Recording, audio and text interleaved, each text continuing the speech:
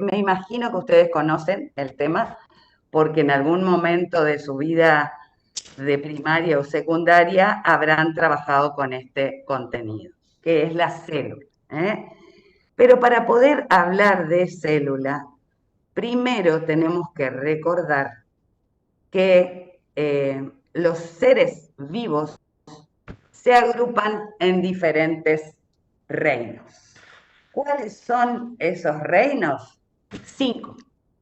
5 son los reinos que agrupan a los seres humanos. El reino fungi, que pertenece a los seres vivos llamados hongos. El reino vegetal, que involucra a las plantas.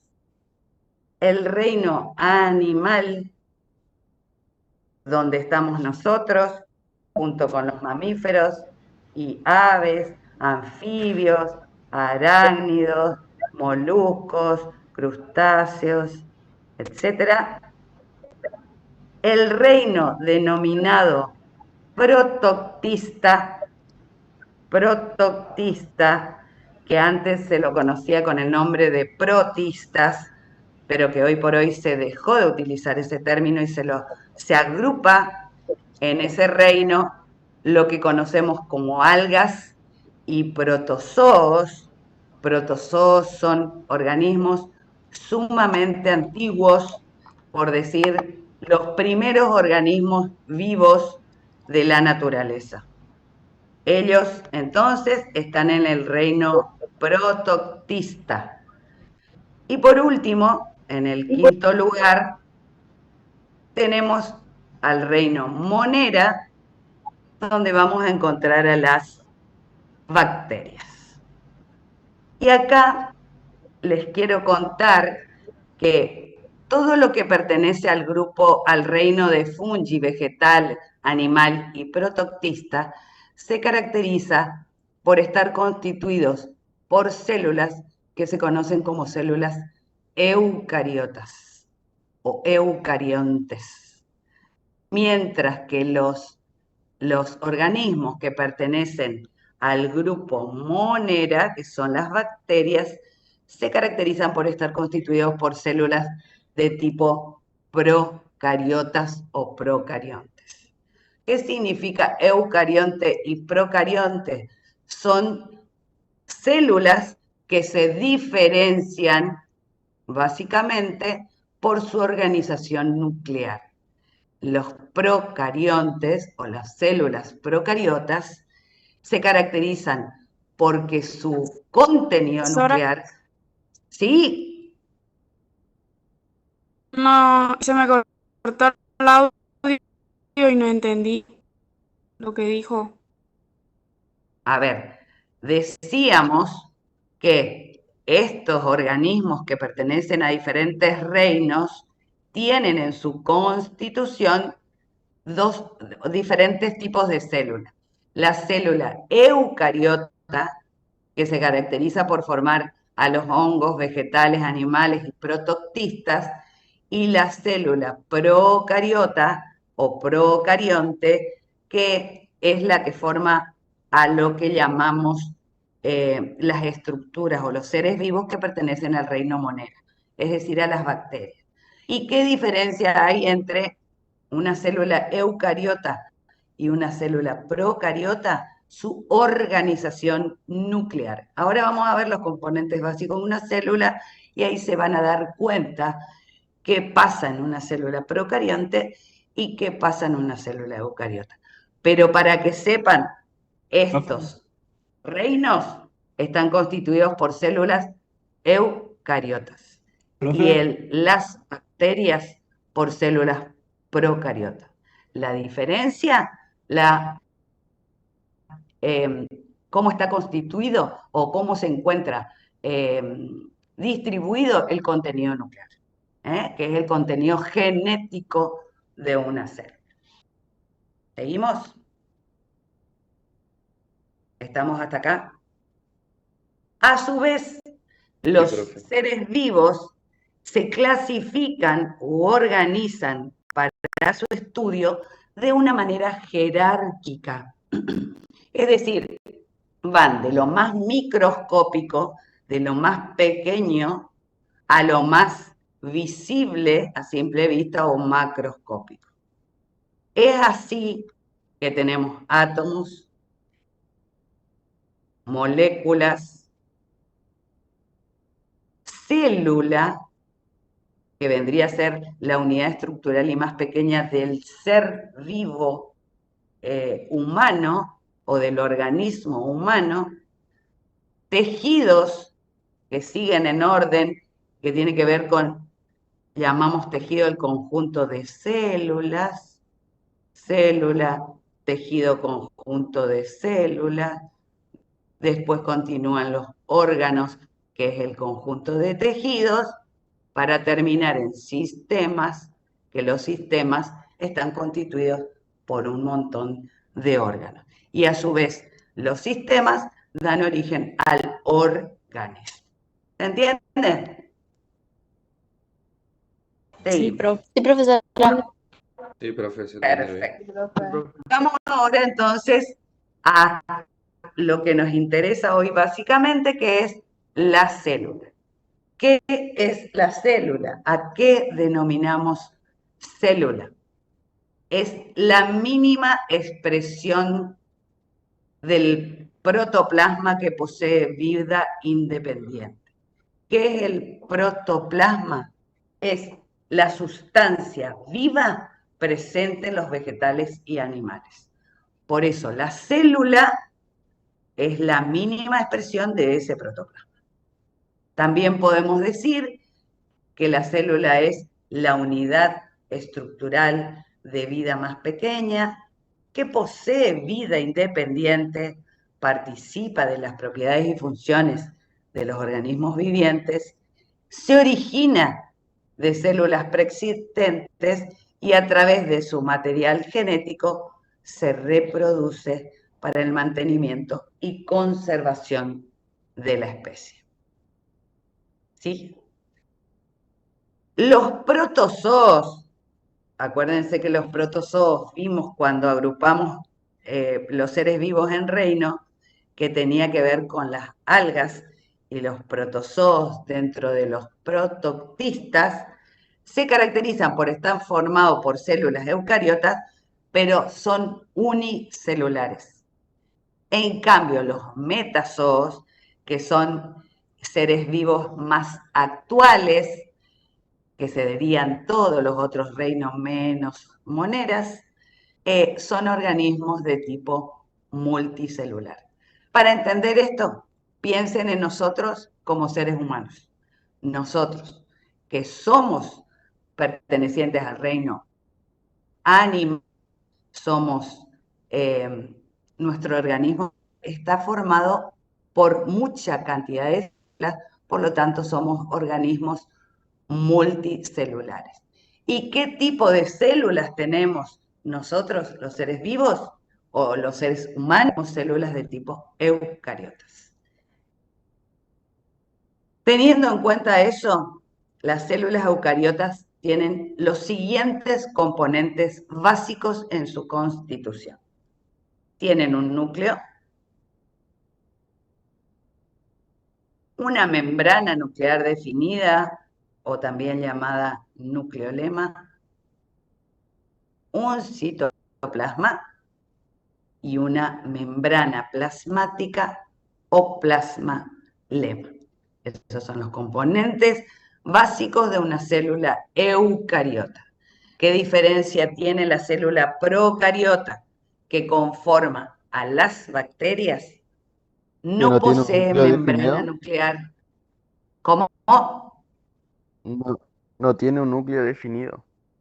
Exacto. Lo que no tiene, en realidad, es membrana nuclear. Entonces, el núcleo no se define y los componentes nucleares de una célula procariota están dispersos en el citoplasma. ¿Entiende? Sí, profe. Sí, profe. Sí, profe, se entiende. Profe, Sí, profe. Perfecto. profe, Vamos hacia adelante. Sí, Entonces la célula procariota no tiene membrana nuclear, nada más. Es, Y por eso está claro, disperso el núcleo. el material o sea, los El componentes núcleo. nucleares que tiene toda célula se encuentran dispersos en el citoplasma, Bueno, al no sí. tener membrana nuclear y un núcleo definido, como sí la tiene la célula eucariota. Que este esquemita que les hice acá representa los componentes básicos de la célula que compone el organismo humano. ¿Seguimos? Profe, profe, Sí, una pregunta. ¿El protoplasma era la unidad viva de la célula? es toda sustancia viva que tienen los organismos Sí, del sí. reino animal y vegetal. La sustancia viva en general se conoce con el nombre de protoplasma. La Gracias. célula es la mínima unidad de ese protoplasma viviente, digamos, o la unidad estructural. En el interior del citoplasma y del núcleo se van a observar estructuras individuales que cumplen funciones específicas y que se denominan orgánulos e inclusiones. Los orgánulos son como pequeños órganos internos de la célula. Ejemplo, para que ustedes relacionen a los orgánulos citoplasmáticos, las mitocondrias. Y las inclusiones son componentes temporarios de la célula, que pueden ser sintetizados por la misma célula, o ingresar al organismo a través del medio extracelular y que son captados por la célula, según las necesidades. El ejemplo pueden ser los pigmentos.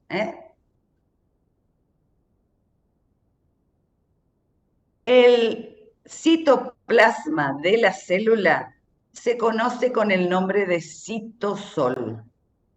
La estructura que conforma el citoplasma se conoce con el nombre del citosol. Ese citosol, que está comprendido entre lo que es la membrana nuclear y lo que es la membrana plasmática, el citosol que conforma el citoplasma, tiene 3 porciones. A saber, la que es más externa, la que está bien cerquita de la membrana plasmática, se llama ectoplasma. Tiene consistencia de gel y se caracteriza porque tiene una serie de orgánulos que se disponen en forma de red, hacen una trama en ese ectoplasma, constituyendo el citoesqueleto. Es decir, vendría a ser, para que ustedes entiendan relacionándolo con algo, la membrana vertebral de esa célula. El citoesqueleto se encuentra en el ectoplasma. A continuación, tenemos otra zona del citosol que se llama endoplasma, o que se conoce con el nombre de endoplasma. Tiene consistencia de sol y en ella se ubican la mayoría de los organoides. O sea, acá van a estar todo lo que vamos a ver ahora, las mitocondrias, el aparato de Golgi, el red, los ribosomas, los peroxisomas, que ahora vamos a conocer. Y en la Disculpe, parte más profe. central, ¿Sólido dijo? No se escuchó bien. consistencia de sol.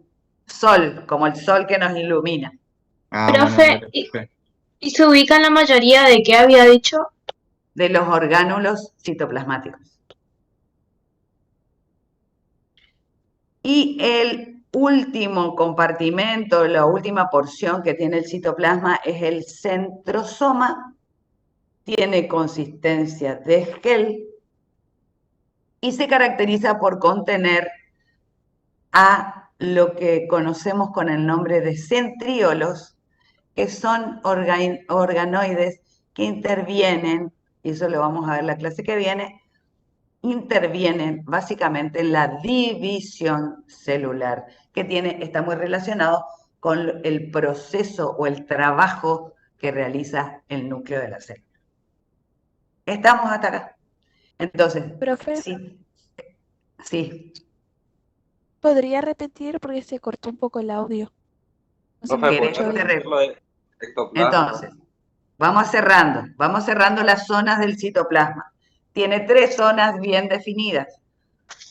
Desde la membrana plasmática hacia adentro encontramos la primera zona, el ectoplasma, que contiene el citoesqueleto, que son estructuras que le van a dar soporte y sostén a la célula. Les decía que es como nuestra membrana vertebral, pero en este caso está en la parte externa de la célula, ¿sí? De la parte externa del citoplasma. El ectoplasma. Después tenemos el endoplasma, que es la zona donde se encuentran la mayoría de los organoides citoplasmáticos, y ya muy cerquita al núcleo tenemos el centrosoma, que es donde se van a ubicar los centriolos. ¿Estamos? Vamos adelante.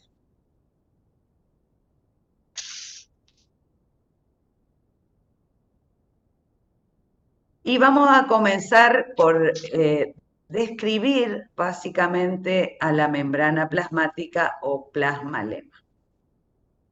Acá van a ver un esquema tridimensional con la composición de la membrana plasmática. Y la membrana plasmática divide a la célula en 2 compartimentos. El que está hacia afuera, que lo vamos a llamar zona o compartimento extracelular, y el que está hacia el interior de la célula, hacia adentro, hacia el citoplasma, que es el compartimento o espacio intracelular. Es la barrera, o es una barrera semipermeable y selectiva. ¿Selectiva qué quiere decir? Que deja pasar lo que ella quiere. No entra a la célula todo lo que anda por el medio extracelular, sino que entra selectivamente lo que la membrana permite pasar. Entonces, es selectiva para el ingreso y salida de sustancias. No se la distingue al microscopio óptico, o la podemos visualizar como una pequeña línea oscura. Pero en realidad su composición o su estructura es de 3 capas que tienen una ultraestructura. Se ve con el microscopio electrónico. Tiene un espesor de 8 a 10 nanómetros, está constituida por lípidos, proteínas y glúcidos. Su función es el permitir el pasaje de sustancias útiles o desechar las sustancias dañinas de la célula. Actúa siempre como una barrera selectiva.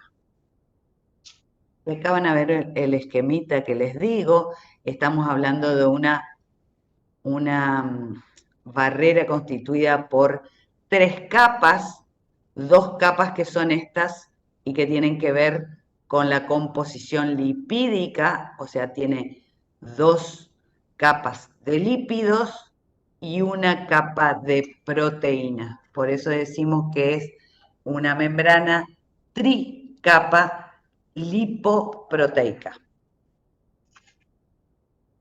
Al ME, o sea, al microscopio electrónico, que nos permite ver más en profundidad la ultraestructura, la composición de una membrana o de un organoide, se observan 2 capas densas separadas por una capa más clara. La estructura típica de la membrana plasmática se la conoce con el nombre de modelo de mosaico fluido. ¿Por qué? Porque en realidad los lípidos, que forman parte de esta molécula tienen fluidez y hacen que la membrana se mueva. Tiene entonces 2 capas de lípido, donde se fijan las moléculas de proteína. Los lípidos, en realidad, están constituidos por lo que llamamos fosfolípidos. Esta es la estructura esquemática de un fosfolípido. Tiene una cabeza hidrofílica, que tiene afinidad por el agua, y una cola constituida por dos cadenas de ácidos saturados e insaturados, que ustedes eso lo van a ver en físico-química para entender mejor, de tipo hidrofóbicas. Eso tiene que ver con un comportamiento que llamamos anfipático. ¿Por qué? Porque tienen una cabeza que es polar hidrofílica, o sea que tiene afinidad por el agua, y las colas con dos estructuras helicoidales que son de tipo hidrofóbica, es decir, rechazan el agua. También en la membrana plasmática van a encontrar colesterol y esfingolípidos. Vamos a verlo mejor a través de este esquemita. Acá vemos, ¿vieron estos son los fosfolípidos con su cabeza hacia el exterior y su cola hacia el interior de la membrana? Y después tenemos las proteínas, que las proteínas que forman parte de esta membrana son de tres tipos. Proteínas integrales, que son estas, van de lado a lado de la membrana. Proteínas periféricas, que son las que están por fuera de la membrana. Y proteínas ligadas a lípidos, que sería esta proteína ligada a un lípido, que generalmente puede ser colesterol. ¿Estamos hasta acá? Esta membrana... Profe, ¿cuál es sí, la que va de lado a lado? ¿Cómo se llama? la proteína integral, esta que está acá. Las proteínas integrales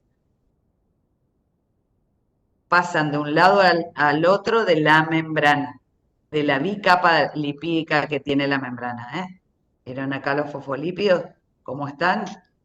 En su doble capa. Bueno, las integrales pasan de lado a lado.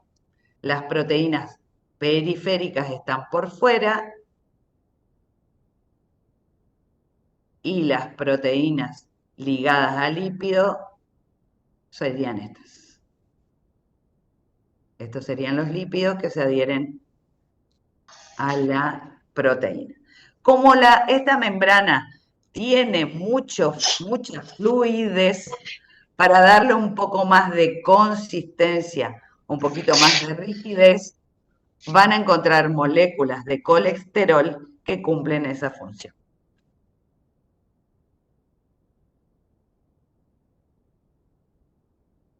Disculpe, profe, ¿puede repetir por qué se encuentran moléculas de colesterol? Podemos encontrar en la composición de la membrana plasmática moléculas de colesterol, dado que la fluidez de la membrana es alta, es muy fluida, es muy movida. Entonces, lo que hacen las partículas de colesterol es darle un poquito más de rigidez. A su vez, a esa membrana plasmática, plasma, lema, como le quieren llamar, por fuera le recubre una cubierta externa constituida por hidratos de carbono que se llama glucocáliz. Miren todo lo que tenemos hasta acá.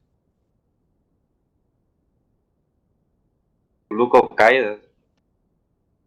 Te muestro, está escrito en el Power, glucocáliz. Profesora, ¿qué sería glucocálix? Es la cubierta externa de hidratos de carbono que tiene la membrana plasmática. Es como una cubierta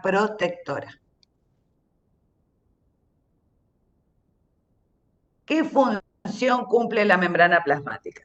Bueno, básicamente ya lo dijimos cuando empezamos a hablar de membrana, que al ser selectiva lo que hace es permitir la entrada y salida de nutrientes, por ejemplo, interviene en el intercambio de sustancias entre el exterior y el interior de la célula, interviene, y eso también lo vamos a ver la clase que viene, en la adhesión celular, porque las células generalmente no están aisladas, sino que se unen para conformar los tejidos, y en esa adhesión interviene la membrana celular, mediación de señales,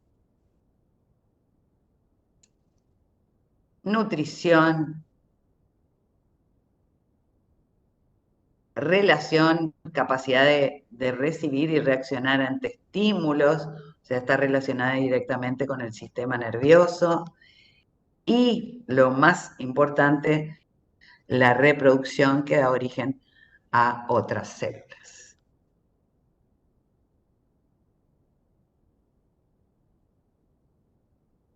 Y entonces tenemos citoplasma, tenemos membrana plasmática, ahora vamos a entrar a conocer los orgánulos e inclusiones.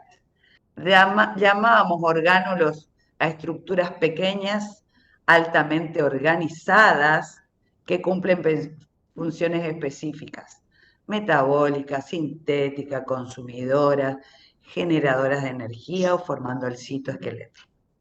¿Se acuerdan cuando empezamos a hablar del ectoplasma, que es la porción más externa del citoplasma? Hablamos o ya nombramos al citoesqueleto, que eran un conjunto de orgánulos que se distribuían o se acomodaban en el citoplasma de forma de red, entrelazados, y que vendría a ser nuestra columna vertebral, el que le da la forma a la célula y mantiene la rigidez, mantiene la forma que tiene la célula. ¿Se entiende?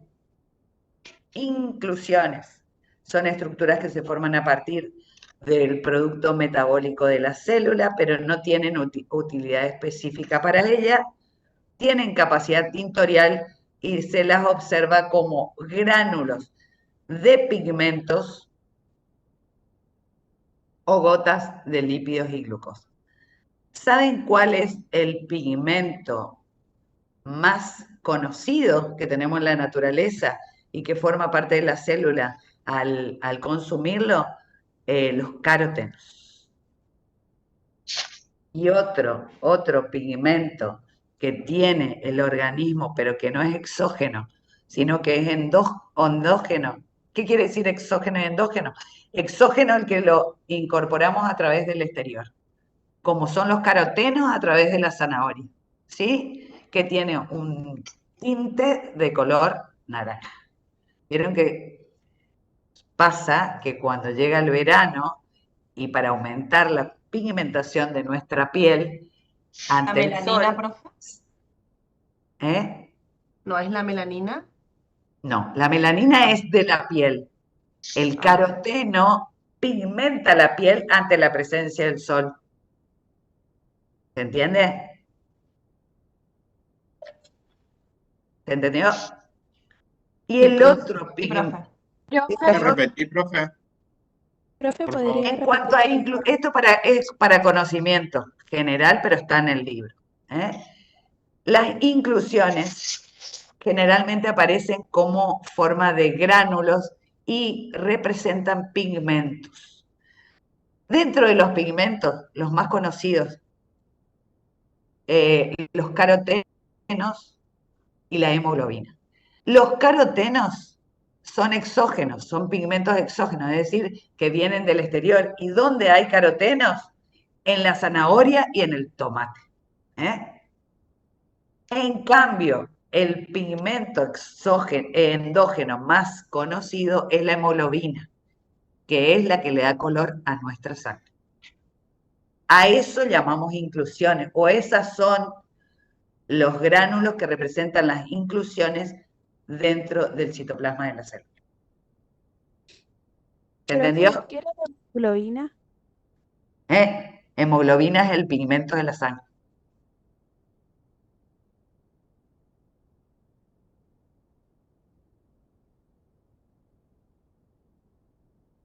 ¿Seguimos? ¿Seguimos? Profesora, el caroteno era exógeno y la hemoglobina era... Endógeno, porque Gracias. es de adentro del organismo. Endo, todo lo que tenga ese prefijo, endo es de adentro, ¿eh? Y exo es todo lo que venga afuera. ¿Y el citoesqueleto era un conjunto de orgánulos, puede ser? Claro, pero que tienen que ver con lo que te van a ver ahora. Microtúbulos, filamentos, ya vamos a ver. Vamos con los orgánulos citoplasmáticos. Teníamos entonces las inclusiones, que ya les dije cuáles eran, y tenemos también los orgánulos, que se ubican ¿dónde en el citoplasma? ¿En qué zona? En el En el endoplasma. En el endoplasma. En el endoplasma. Muy bien, seguimos adelante. Los orgánulos se clasifican en membranosos y no membranosos. Los membranosos se denominan así porque están rodeados por una membrana que tiene las características casi idénticas a la membrana plasmática. O sea, son como pequeños órganos dentro de la célula, rodeados de membrana con características de la membrana plasmática. Esos orgánulos membranosos son el retículo endoplásmico rugoso, el retículo endoplásmico liso, el Golgi, aparato de Golgi, las mitocondrias, los lisosomas y los peroxisomas. Profe, Mientras que los orgánulos no lo que era membranosos, membranoso. ¿qué pasó? ¿Podría repetir lo que era un orgánulo membranoso? Aquel que está constituido por una o rodeado por una membrana casi idéntica a la membrana plasmática. O sea, es tricapa o trilaminar con características de lípidos y proteínas que la conforman.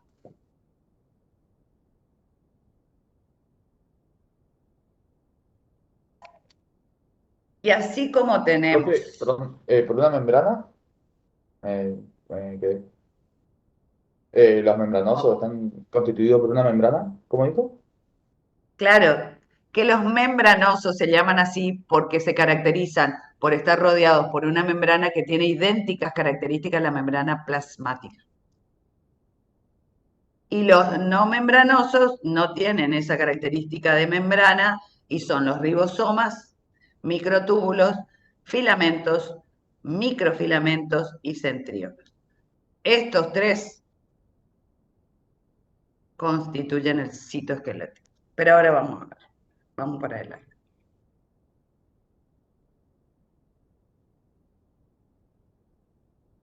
Centriolos. Me disculpan un minuto.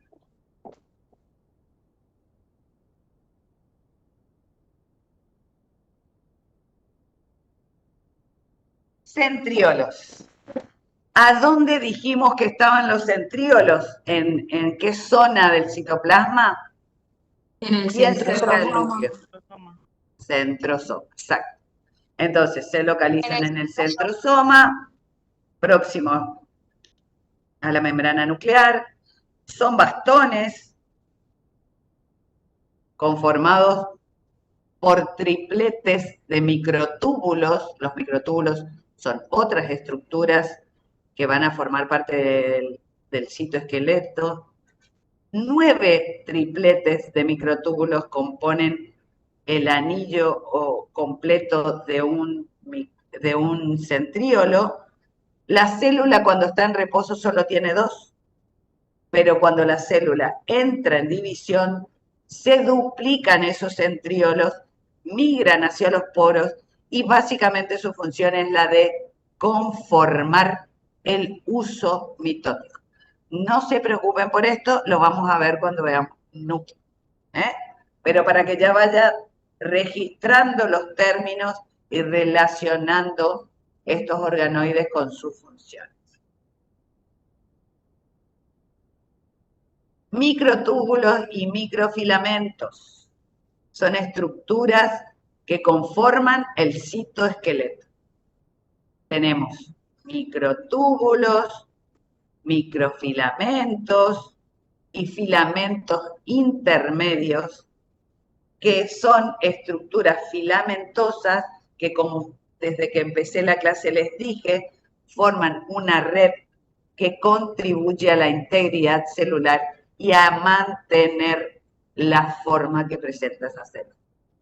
¿Cuál es la función? Mantienen la morfología. Morfología y forma es lo mismo, Entonces, ¿qué hacen estas estructuras? Mantienen o definen la morfología o la forma de la célula. Intervienen en el transporte y movimiento celular, participan en los procesos de endocitosis y exocitosis. Eso ya lo van a estudiar más adelante. Y por supuesto que participan también en los procesos de división celular. Vamos con el RER, retículo endoplásmico rugoso. Es rugoso porque tiene en su composición otra estructura, que ya la vamos a conocer, que son adosados a su membrana. Acuérdense que la membrana es igual a la membrana plasmática, que se llama ribosomas. Acá ven un dibujo esquemático de lo que es un RER y cómo lo definimos como sacos limitados por membrana que forman redes anastomosadas de túbulos aplanados y vesículas llamadas cisternas. El RER es una continuación de la membrana del núcleo. Ahí se origina en la membrana nuclear y de ahí comienzan a desplazarse las llamados sacos aplanados. Tiene afinidad por los colorantes básicos. Eso me van a decir ustedes cuáles son los colorantes básicos, pues lo dieron la clase pasada en el área de Eosina, histología. hematoxilina, Eosina y hematoxina. ¿cómo? Hematoxilina. Y eosina. Hematoxilina y eosina son los colorantes básicos, ¿sí? Su vasofilia se debe a la presencia de ribonucleoproteínas. Las ribonucleoproteínas que se encuentran en el RER se hallan como partículas adheridas a la membrana constituyendo ribosomas. Y los ribosomas son otros orgánulos típicos del citoplasma, que en este caso están adheridos a la membrana del RER. Por eso es rugoso. Miden 25 nanómetros y son el asiento de la síntesis celular de proteínas.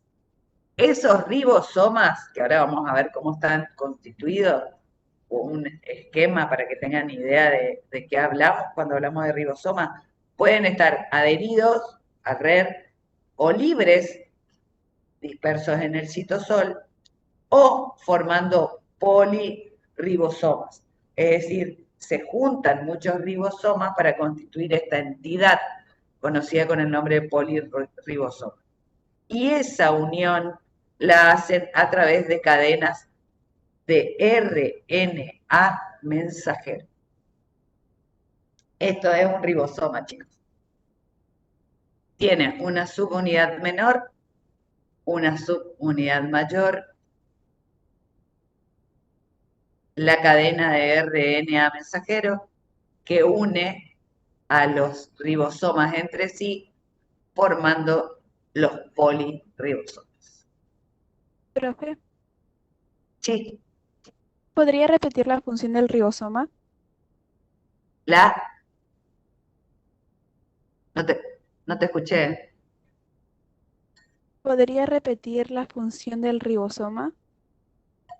Síntesis de proteína, que la hace junto al RER, porque en realidad la función la tiene el RER, el retículo endoplásmico rugoso, y es rugoso porque tiene ribosoma. Todo este organoide cumple la función de síntesis de proteína.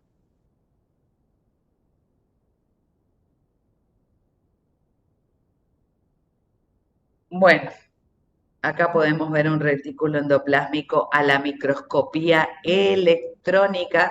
Decíamos que, ¿dónde se origina el retículo endoplásmico? De la membrana nuclear.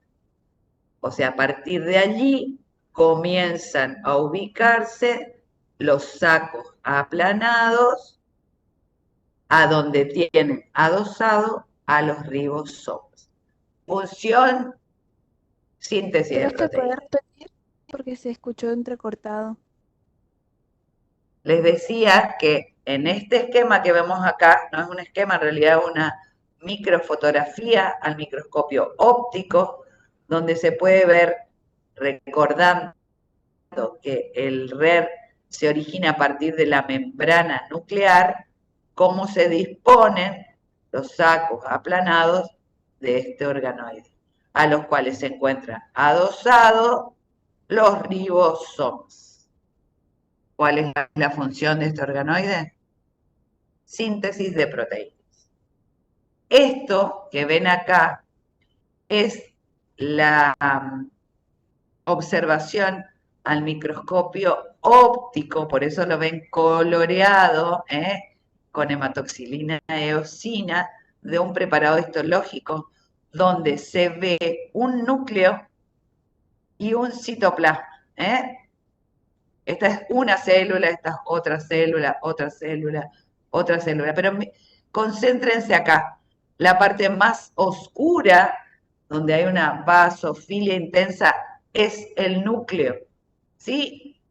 Después del núcleo, no puedo marcar con esto porque es muy finito, después del núcleo en este sector, pero ya en el citoplasma, muy pegado al núcleo, vemos el RER. Y distinguimos al RER por su basofilia intensa. No lo vemos como acá, porque esto es microscopía electrónica y vemos la composición o la constitución. En la microscopía óptica se puede observar como una semiluna muy intensa, azul intensa, fuera del núcleo celular, que representa el RER. Acá, para que se vayan ambientando en la observación microscópica, esto, cuando yo veo una figura así, estoy viendo una imagen al microscopio óptico con tinción de hematoxilina eosina. Cuando yo veo una imagen así, estoy viendo una imagen al microscopio electrónico.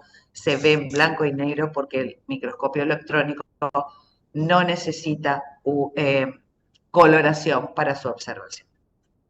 ¿Seguimos? Profesora. Profe, Así como tenemos... profe, disculpe que le interrumpa, pero le tengo que comentar que se me desconectó el internet, por eso me salí de la clase. Y ahora recién me volvió. Súper. Seguimos adelante, chicos. Retículo endoplásmico liso es otro organoide que tiene las mismas características que el rugoso, con la diferencia que no tiene ribosomas adosados a su estructura. Se lo llama retículo endoplásmico liso o agranular. Está constituido por túbulos limitados por membrana. Acuérdense que es un organoide membranoso. Forman red anastomosadas que no tienen ribosomas. Esa es la diferencia entre el RER y el REL.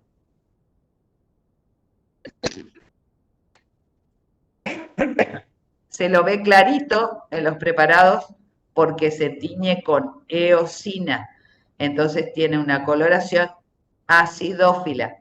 En cambio, el retículo endoplásmico rugoso, se ve muy intenso, azul, muy intenso, porque es basófilo, ¿sí? Función del RER. ¿Se acuerdan que el RER participaba en la síntesis de proteínas? El RER participa de la síntesis de lípidos. Y según en qué célula se encuentra ese RER, tiene otras funciones. Por ejemplo, eso para que sepan nomás, chicos, para que conozcan, para que tengan idea que no siempre trabaja en la síntesis de lípidos. En los hepatocitos, que son células del hígado, intervienen en la degradación del glucógeno, que ya van a estudiar lo que es, para obtener glucosa libre. Y en las células musculares forman lo que van a conocer con el nombre de retículo sarcoplásmico y actúan en la liberación y recaptación del ion calcio. ¿Estamos hasta acá? Aparato de Golgi. El aparato de Golgi, descubierto por Camilo Golgi, también es un organoide membranoso que se caracteriza porque en general no se tiñe con los colorantes básicos. Al MO con HIE, o sea, con hematoxilina eosina, se ve una sola clara en relación al núcleo. La llaman imagen negativa del Golgi. Acá en esta imagen al microscopio óptico, acá van a ver la zona clara del citoplasma que representa al aparato de Golgi. Miren, esto es el núcleo de la célula que estamos viendo. Este es el citoplasma. Esto es núcleo de una célula, y acá no se distingue bien el citoplasma. Este es el núcleo de una célula y este es el citoplasma. La imagen clara que ven en el citoplasma representa el aparato de Golgi. También está constituido ¿Cuál es la función del aparato? ¿Cuál es la función del aparato de Golgi? Ahora vamos a ver, porque el aparato de Golgi no actúa solo. Está constituido por cisternas aplanadas limitadas por membrana, es un organoide membranoso, que se disponen como pilas. Las pilas de cada Golgi tienen de 3 a 10 cisternas. Tienen un extremo dilatado y una curva convexa hacia el núcleo, que es la superficie cis del aparato de Golgi. Y la parte cóncava es la parte trans y mira hacia el exterior de la célula. Vamos a mirarlo para que entiendan mejor en un esquema. Estas son las estructuras del aparato del Golgi. La porción convexa hacia el núcleo es la región cis, y la parte cóncava hacia afuera es la región trans. La superficie cis, que mira el núcleo, recibe vesículas de transporte. Y esas vesículas de transporte vienen del retículo endoplásmico liso. Disculpe, profe, ¿puede volver a repetir porque se cortó la conexión y no se entendió? Bueno, vieron Profe. que las cisternas del Golgi tienen dos extremos. Un extremo convexo hacia el núcleo, perdón, cóncavo hacia el núcleo, cóncavo, porque acá estaría el núcleo, y esto es así, que se llama región cis. Y una parte convexa que mira hacia el interior del citoplasma, por decirlo así, o hacia el exterior de la célula, que se llama porción trans. De la región cis, que es la que está más cerca del núcleo, vienen vesículas de transporte. ¿De dónde vienen esas vesículas? Del retículo endoplásmico liso. Y estas, esperen, déjenme terminar la idea. Y de estas vesículas que recorren todos la superficie del aparato de Golgi, van hacia la cara trans y se transforman en vesículas de secreción, o lo que llamamos vacuolas de condensación. Entran por acá las vesículas de transporte, salen por la cara trans, transformadas en vesículas de secreción o de condensación. ¿Sí?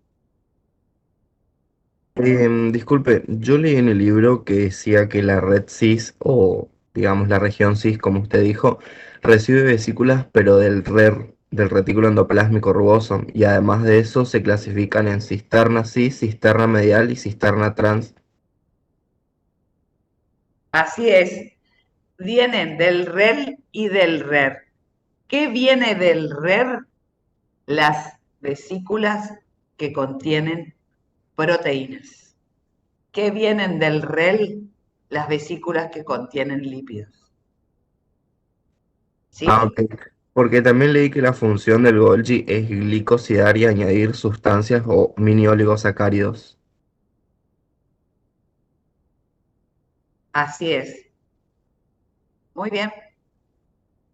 Ok, y otra cosa. Hoy usted estaba nombrando al retículo endoplásmico rugoso como una continuidad de lo que vendría a ser la membrana del núcleo. Es más que nada más que nada, o sea, yo también estaba leyendo en el libro que es una continuidad de la cisterna perinuclear interna del núcleo, ¿puede ser? Sí, pero para que ustedes no lo tomen tan desde el punto de vista molecular, para referenciar de dónde se origina, es más fácil decir de lo que es la membrana nuclear. ¿Sí? Nosotros nos vamos a, si vos estás leyendo el Geneser, nos vamos a ir a la profundidad de lo que es la biología molecular. Vamos a ir a las generalidades, porque esto tenemos que saber para después entrar a tejidos. Y a nosotros nos interesa que ustedes conozcan las células, pero dominen los tejidos. ¿Se entiende? Ah, ok, profe, ok, disculpe. No, por Dios. Para eso estoy. Una pregunta. Sí. El Tengo que retículo terminar a las 9 y ya son las 9 y me falta medio teórico. Una Pero pregunta. decime. Las vesículas de proteína son las que lleva el retículo endoplásmico rugoso, ¿no? Exacto. Y el retículo endoplásmico liso, ¿qué vesícula lleva? La función es síntesis de lípidos.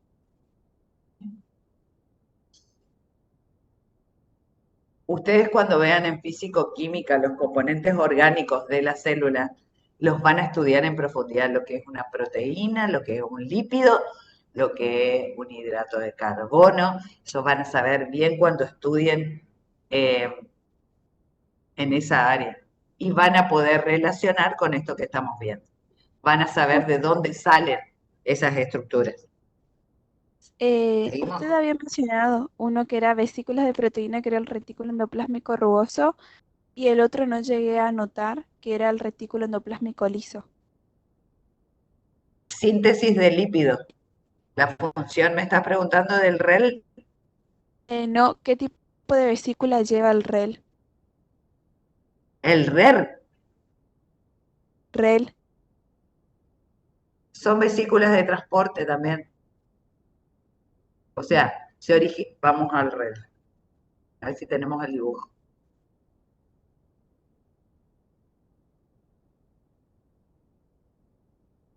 Realiza la síntesis de proteínas, nada más. No lleva vesículas, digamos. En caso de llevar el contenido lipídico, sí lo hace por gránulos. ¿Se entiende? Avanzamos. Función del aparato de Golgi. Miren, acá tienen un dibujo esquemático. ¿Qué ven acá? ¿Qué organoide es El este? RER. El red. El Los exactamente. ribosomas adosados ahí. Exactamente. ¿Qué vemos acá? El red. El gel. El RER. Fíjense cómo acá el RER están mandando vesículas hacia la cara del Golgi, a la cara cis del Golgi, para después transformar en vesículas de secreción que se van fuera de la célula. Hacia el Golgi. De acá hacia el Golgi, Profe, ¿cuál es la función entonces del Golgi? Receptor del material tanto elaborado por el retículo endoplásmico liso como el rugoso, selección y clasificación de proteínas que son liberadas de la célula hacia el espacio extracelular a través de vesículas. profe, Ahí unimos los tres organoides, ¿sí? profe. ¿Sí? Una pregunta, ¿podría repetir porque se me tildó demasiado el audio? ¿Vos ves el dibujo esquemático que hay acá? O la imagen. Acá te muestra claramente cómo el retículo endoplásmico rugoso, esto es esquemático, ¿no? Pero para que ustedes entiendan, que surge a partir de la membrana nuclear, que tiene ribosomas sobre la superficie de su membrana, junto con el retículo endoplásmico liso, generan proteínas o generan sustancias que son liberadas hacia el Golgi. El Golgi las recepciona y las libera. Las recepciona, las selecciona, las clasifica y las libera hacia el espacio extracelular. Mirá. Acá. Sí, ya te sirve. Acá vemos una imagen al microscopio electrónico del aparato de Golgi.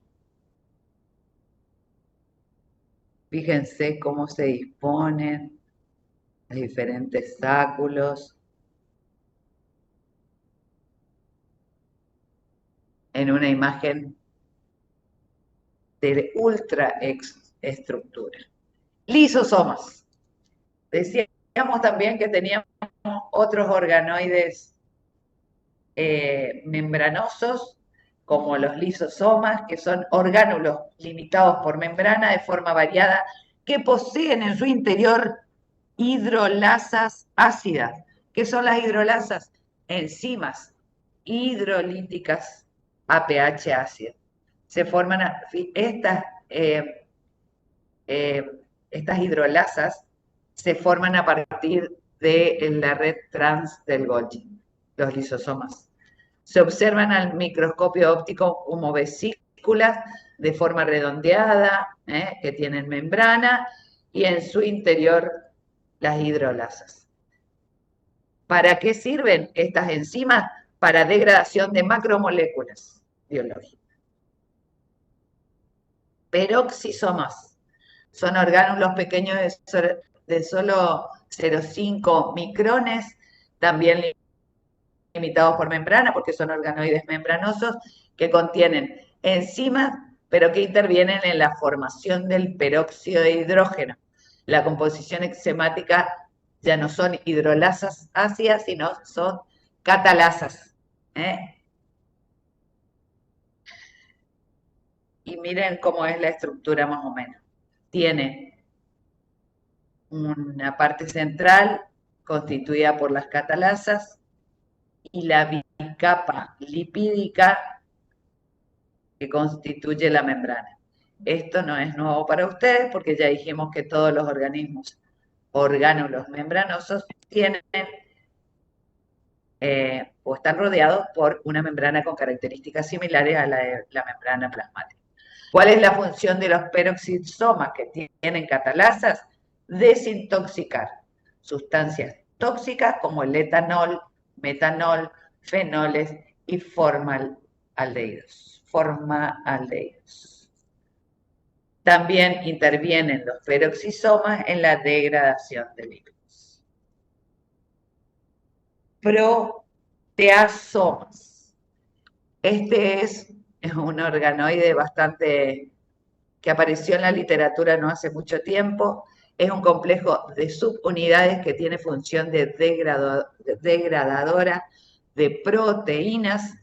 En realidad actúan en un proceso regulado, controlado, y solo eliminan aquellas proteínas que son innecesarias para el organismo o que están dañadas en su composición.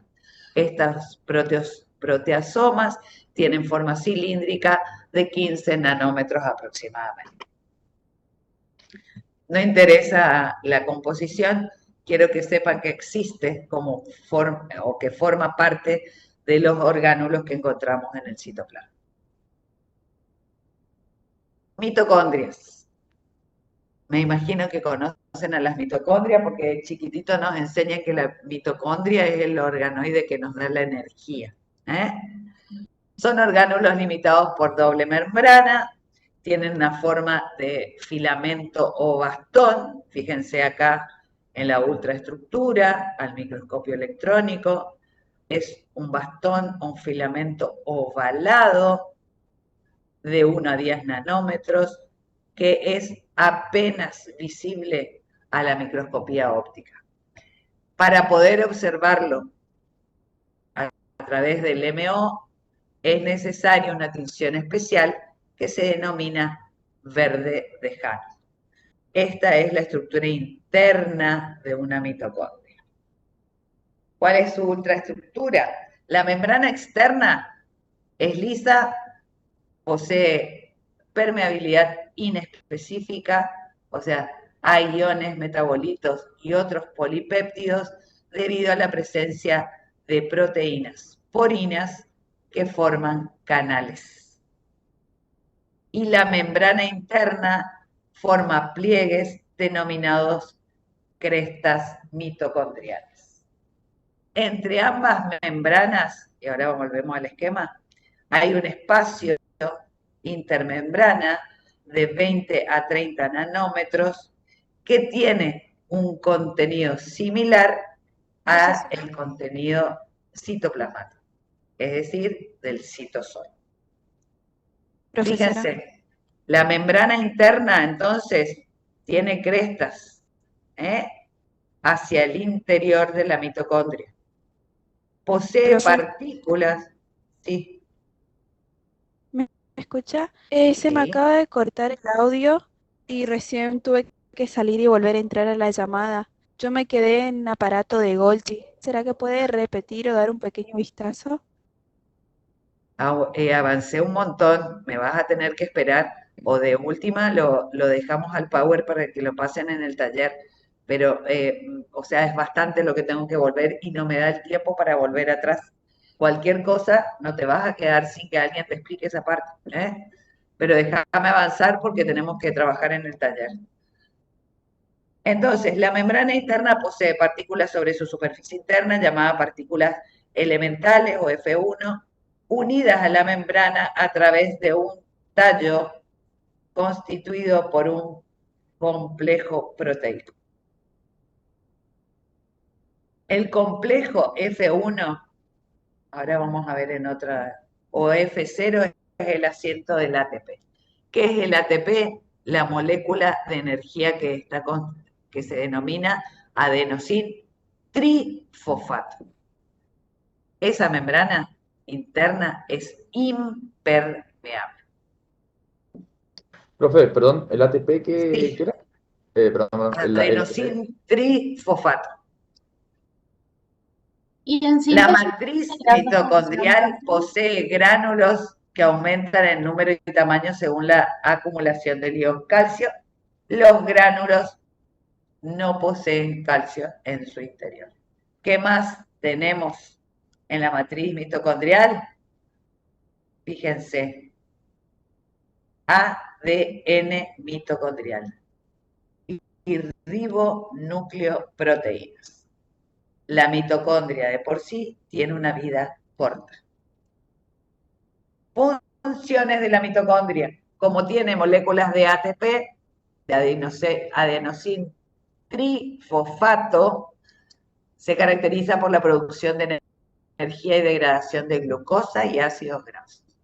El transporte de energía es el ATP, que actúa como dador de energía al ceder una molécula de fosfato. Cuando el ATP, que tiene 3 fósforos, se transforma en ADP porque libera una molécula cuando el ATP libera una partícula de fósforo o cede una molécula de fósforo, en vez de ATP se transforma en ADP. Esto que ven acá, que no les voy a decir porque no quiero que sepan, pero sí que lo escuchen, el ATP sufre una degradación que se forma por glucólisis. Esa glucólisis es la glucosa, se transforma en ácido pirúvico, el ácido pirúvico sale hacia el citosol, atraviesa la membrana de la mitocondria y se transforma en una sustancia que se conoce con el nombre de acetilcolina enzima A, que es solamente porque lo pueden llegar a leer, pero no es necesario que lo sepan así.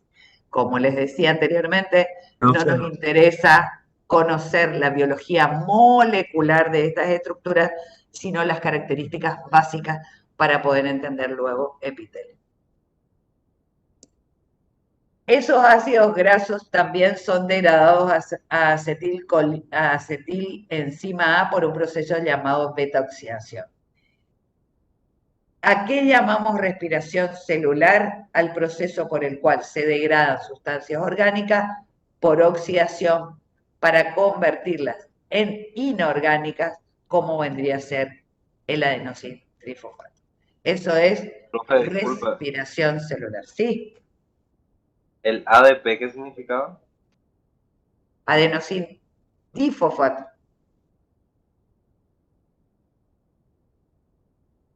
Bien, ¿qué significa ADP? El ATP, que es la molécula que tiene ATP. ¿Qué significa ATP y ADP? Uno es adenosín trifosfato y el ADP es adenosín difosfato. Seguimos. Hacer un pequeño resumen de lo que vimos hasta el momento de orgánulos citoplasmáticos. Retículo endoplásmico rugoso o granular. ¿Qué función cumple? Síntesis de proteína. ¿En qué células se lo encuentra en mayor cantidad? En células secretoras. Células secretoras son aquellas que cumplen la función de elaborar un material que luego es exportado hacia el exterior. Retículo endoplásmico liso.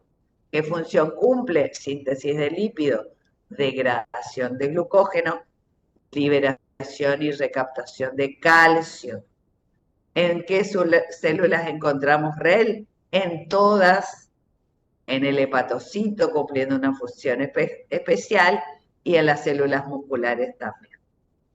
Golgi o aparato de Golgi, ¿qué función cumple? Modificación química de las proteínas o clasifica y selecciona las proteínas para transportarlas. Clasifica y envasa moléculas para su secreción y transporte. El aparato de Golgi se lo ubica en todas las células y en las células secretoras.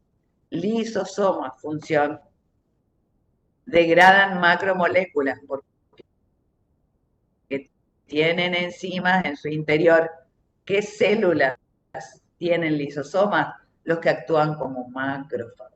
Ya van a ver lo que significa esa terminología. Peroxisomas también tienen enzimas en su interior, degradan lípidos y desintoxican a la célula de sustancias tóxicas. también se encuentran en células denominadas o que cumplen la función de macrófago. Y por último, la mitocondria, que produce energía y degrada la glucosa y los ácidos grasos a través de todo el proceso de conversión en ácido pirúvico. Todas las células y en células secretoras se encuentran las mitocondrias. Inclusiones, hoy les había comentado, que son otro tipo de elementos que tenemos en el citoplasma, que pueden ser transitorios o no, o pueden ser captados por las células o sintetizados por las células. Tenemos depósitos de sustancias nutritivas, gránulos de hidratos de carbono como el glucógeno, o lípidos como triacilgliceroles, y pigmentos endógenos y exógenos que les comentaba hoy. El más común endógeno es la hemoglobina, pero también podemos encontrar la bilirrubina y la lipofucsina, y exógenos tenemos carotenos y polvo de carbón, que el polvo de carbón se encuentra en el aire y se deposita en los pulmones, lo que hace que en las personas adultas a la macroscopía el pulmón se vea de color negro. Bien, nos hemos extendido bastante. Una pregunta.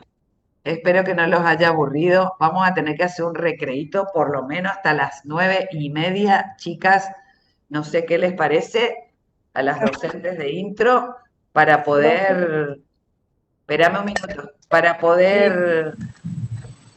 ¿Hasta las 10 no puede ser, profe? Hasta las 10, no sé, que me digan las profes porque ahora viene el taller. Profe, ¿no puede subir este power al aula? Gaby, me parece que, a ver, sí, 9:30, 10 menos cuarto como mucho, porque si no se va a hacer muy largo. Acordate que a las 12 tenemos que terminar, me parece, no sé. No sé que en 2 horas ustedes no van a poder trabajar. Sí. Sí. Entonces a las 10. Sí. Bueno, dale. Encontramos. Está bien, sí, no me di Problema cuenta. de compartirles el Power en el aula. Pero el Power es una guía. Trabajo, claro, un trabajo que lo hace uno para poder guiar la clase, ¿no es cierto? Les puede servir para ver lo que vimos, no para otra cosa, pero sí, no tengo problema en compartirlo. Doctora, Profe. En el aula ya está un link del libro Geneser que ellos abren y tienen por capítulos para descargar. Tienen todos los capítulos para que les sirva para esta primer parte, y de este tema de hoy, el 3, el 4, que es todo célula, núcleo, y el 5, que le introduce ya lo que es tejidos para que vengan para la próxima ya. Para ir avanzando en los contenidos. Es mucho más fácil que ustedes tengan leído el tema y lo trabajemos en la teoría, que escuchen, porque sin saber nada se pueden llegar a aburrir y por ahí no va a ser productivo. Bueno, descansen hasta las 10. La doctora Daniela va a poner música.